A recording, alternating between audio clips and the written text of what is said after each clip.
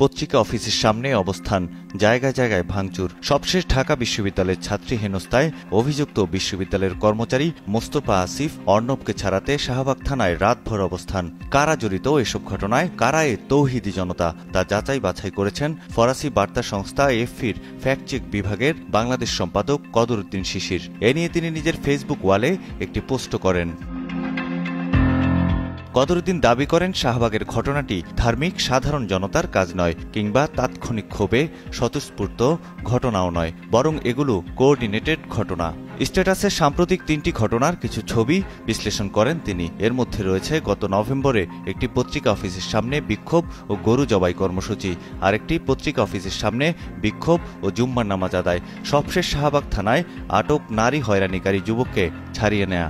এই 3টি ঘটনায় সামনের সারিতে নেতৃত্ব দেয়া অন্তত 3 জন লোক সব জায়গায় রয়েছেন বলে তথ্য দেন এই সাংবাদিক। এর মধ্যে যে 2 জনের কথা তিনি জানান, তাদের একজন শের মোহাম্মদকে 2022 সালের নভেম্বরে জামায়াতুল আনসার ফিল হিন্দার শারকিয়ার অর্থ সরবরাহকারী সদস্য হিসেবে আটক করে র্যাব।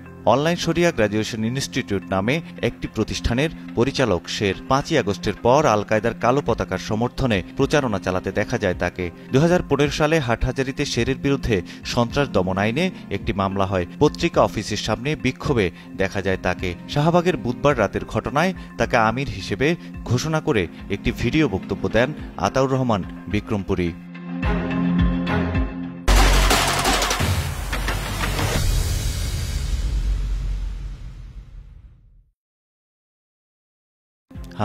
তিনি চিহ্নিত 2 জনের আরেকজন। সাংবাদিক কদরুদ্দিন শিশির জানান, শাহবাগ থেকে নারী হয়রানিকারীকে ছাড়িয়ে নিতে আতাউর রহমান যশোর থেকে ঢাকায় আসেন। এছাড়া তিনি ভিন্ন মতাবলম্বী আলেমদের মুনাফিক সহ নানা কথা বলেন। তিনি এন্টি শাতিম মুভমেন্ট নামে একটি ফেসবুক পেজ চালান, যেখানে গত 22 ফেব্রুয়ারি এক পোস্টে শাতিমে রাসূল হিসেবে কাউকে চিহ্নিত করা গেলে তাকে হত্যার আহ্বান জানানো হয়।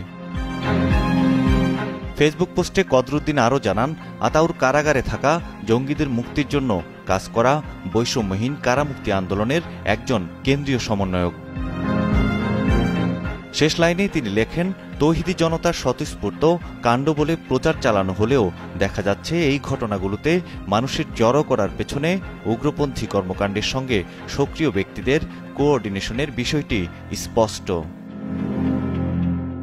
সৈয়দ মাহমুদ, কালের কণ্ঠ।